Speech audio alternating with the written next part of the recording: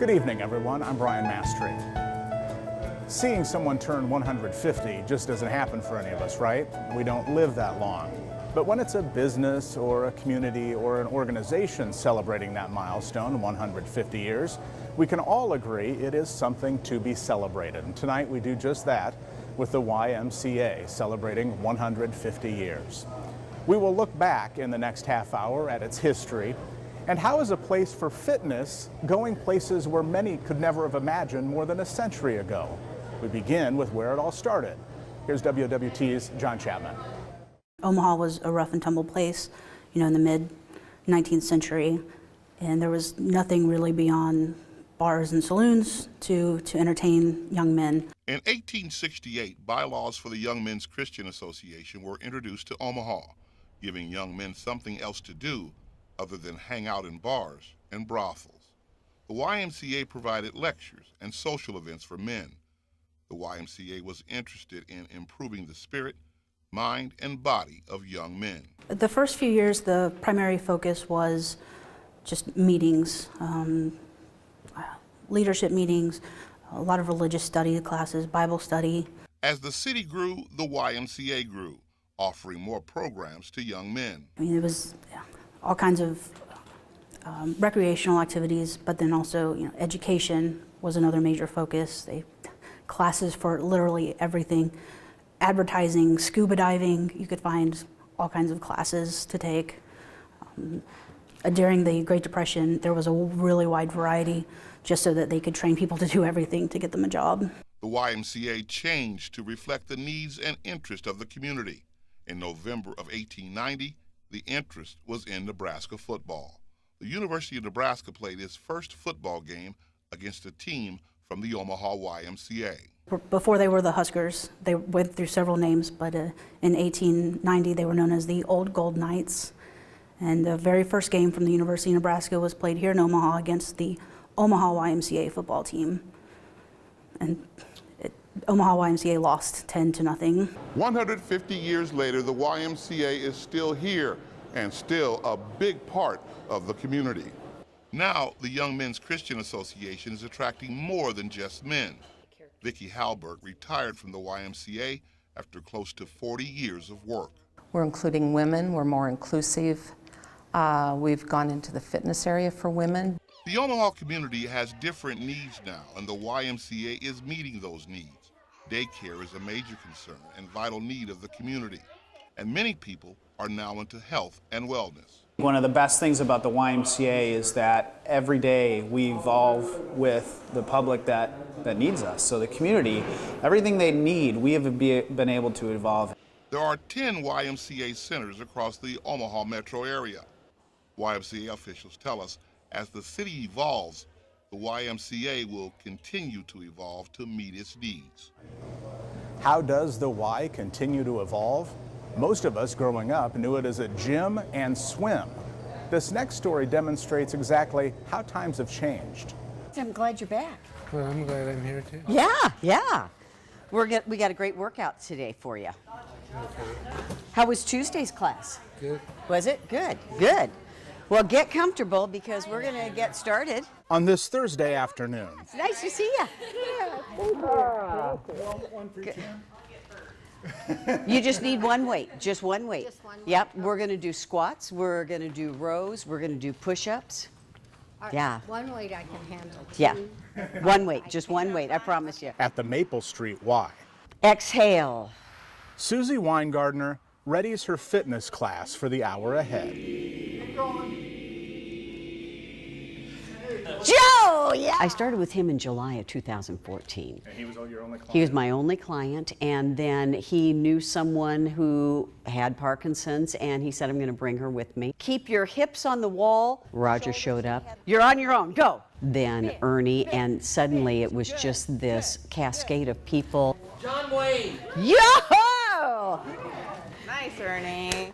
Yeah, reach up there. Each of the 18 people here today has one thing in common.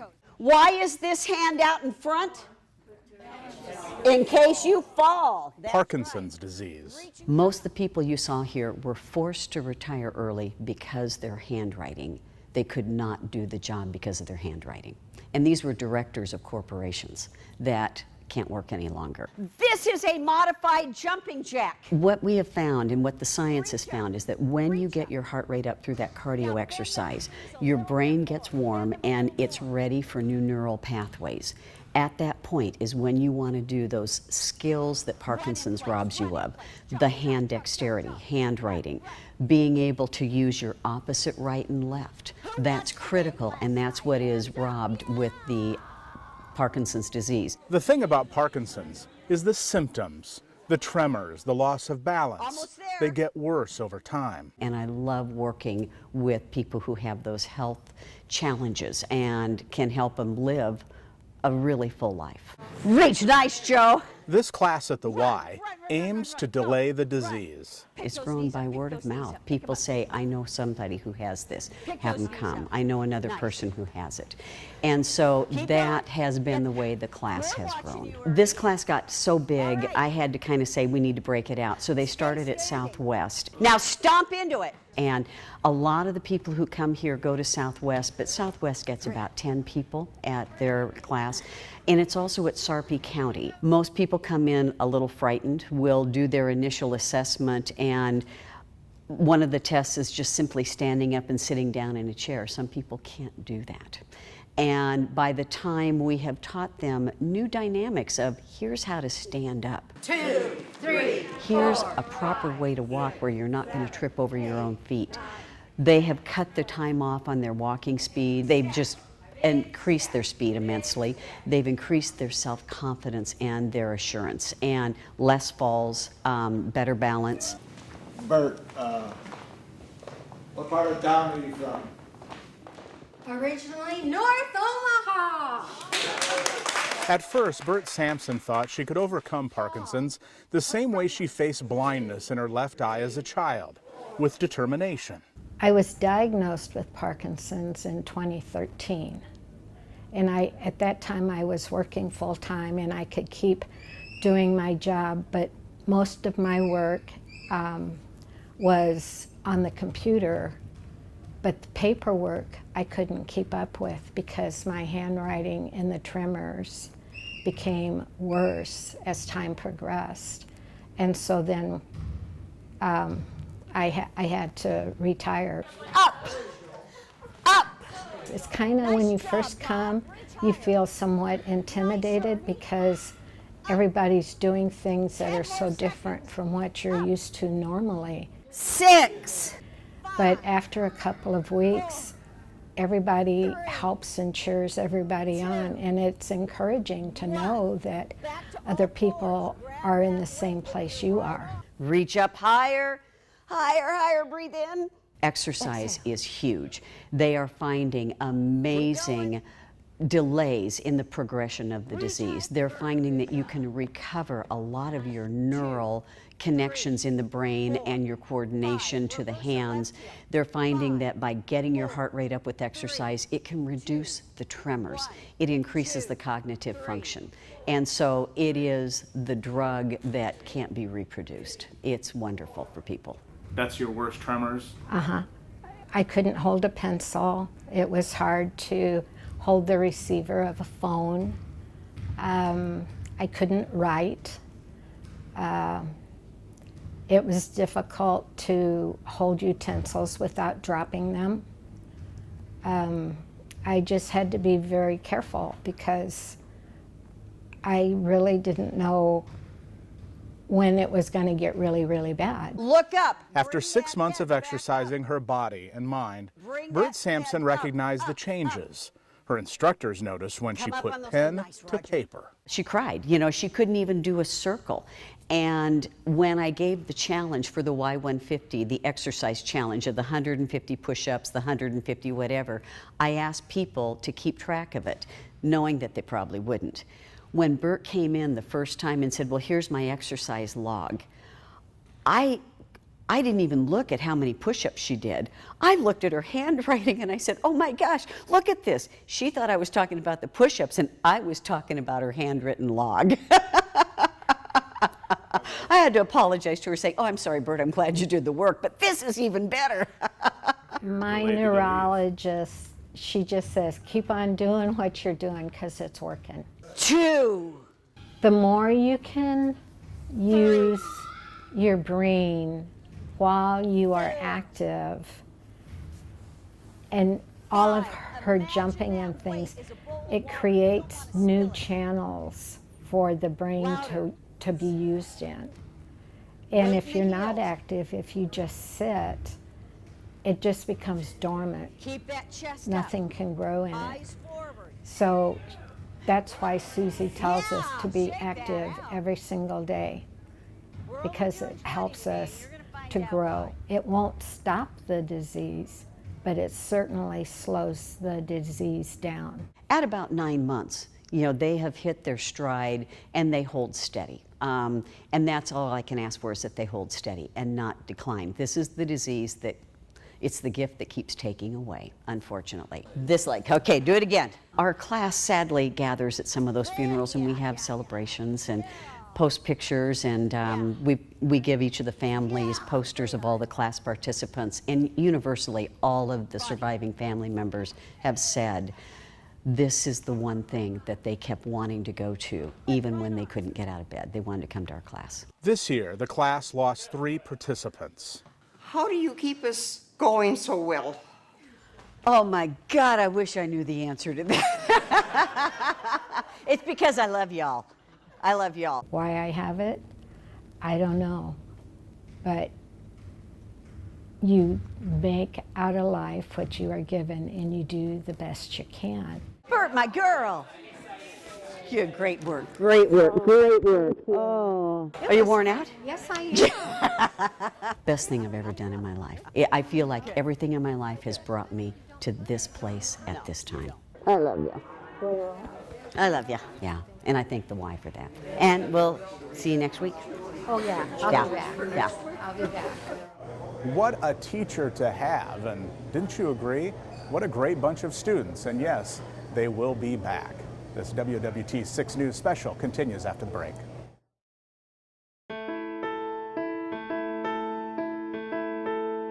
Most of us celebrate a birthday for a day. If we're lucky, maybe we turn it into a long weekend. For the Omaha YMCA turning 150, it really has been a year-long party. In April, the YMCA of Greater Omaha hosted an open house for all 9 metro locations. We found balloons all over the place. 3 months later, in July, the Y held a sing-along at its downtown location. WOWT NBC Omaha has been a proud sponsor along the way. There's probably no better testament to a nonprofit success to when a customer becomes an employee or even a boss. It's been about 13 years. I needed to save up to buy a car, so my parents were telling me that I needed to go get a job. So as a teenager, McKeel Norvell started teaching swim lessons at the Y. The Y always is like home to me, so I grew up in the Y. She then became a lifeguard. So how's it going? Oh, it's a pretty good day today. Now, the young woman who learned to swim at the Y is the membership director at the Butler Gas location. I come every day, and you guys are a blessing to me. One of her challenges is to help the nonprofit, known for being a gym and swim, to understand its neighborhood and learn to adapt in what it offers. When they do come into this Y, they're not just playing basketball or swimming, and they're actually like able to go and learn how to do help with their homework. Certainly not a bad place to get help with your homework. On our way to the break, 4, 5, a sampling of some of the hijinks going on at the YMCA's Olympic Summer Picnic for staff. They'll need to get a new chair after this event. How'd that go? Not good. We're back after this.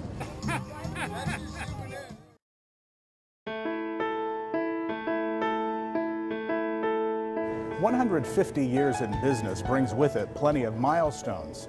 Well, the YMCA soon realized it had a lot of background, a lot of material on file, but it wasn't very well preserved until now. I don't know that I'd call myself a walking encyclopedia. I have a lot more knowledge than I had a year ago about the history of the Y. Vicki Hallberg retired from the Y after 37 years. 6 months later, she got a call. They said, we have a project, are you interested? She jumped at the chance to help document and catalog 150 years of history. that had been stored in a third-floor closet at the Y headquarters. The mystery boxes now had some organization as they become part of the University of Nebraska Omaha archives. I knew that the YMCA started out teaching Bible study and everything, but I didn't realize that they had the Y schools where they taught people accounting, window dressing, calligraphy, you know, a lot of different shorthand things they could apply in their life and go out and get better jobs. Do you worry at all? As I flip through this scrapbook, I see all these pieces coming off. No, they're going to come off.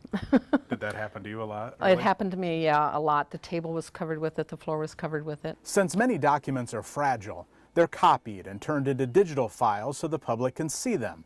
Preservation is a time-consuming process. One can come to UNO's reading room to examine the history. Much of it is online, too. What makes it, I think, unusual for us here is that it is that old of a collection. You know, Omaha is a young city. Omaha is only 160 years old. So to have a collection that's 150 years old, that's pretty great for us. And just when the archivists thought they knew everything about the Y, something would be uncovered. People talk about that, oh, I remember when the Y, when men swam in the nude, and you know, they still did that in the 60s. And I had heard of that sort of thing before, so I knew that the nude swimming was common.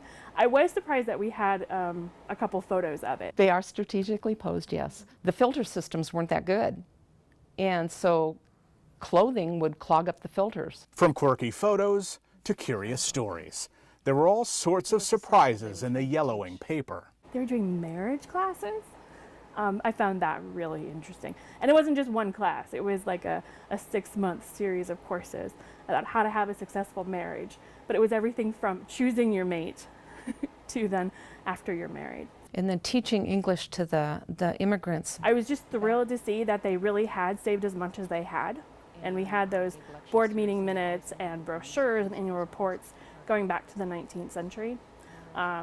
Because that's really important when you want to tell the full history of an organization, to have material from throughout its history, not just the last 50 years or 100 years. So that was really great. From the original Constitution drawn up to the minutes of every YMCA board meeting, these books cover the years from 1868 to 1882. We have some photos from the early 60s where managers of individual branches are standing outside of their branches. All of these branch managers are standing in a similar location in front of their building with a similar pose and sort of looking off into the distance in a similar way.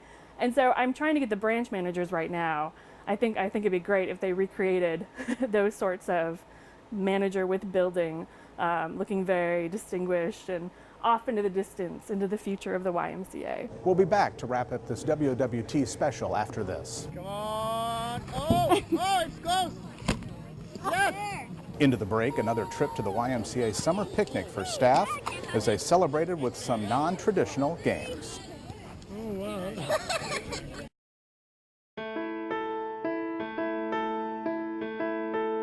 You know the song. It's fun to stay at the YMCA. The village people made it famous. The archives folks even found a number of pictures depicting YMCA youngsters spelling it out, some with their hands, some with more traditional means. From youth sports to summer camps, early childhood education to after-school programs, the Y has served the needs of many people in the community. 150 years, that's a lot of candles. Thanks for watching. We'll see you next time.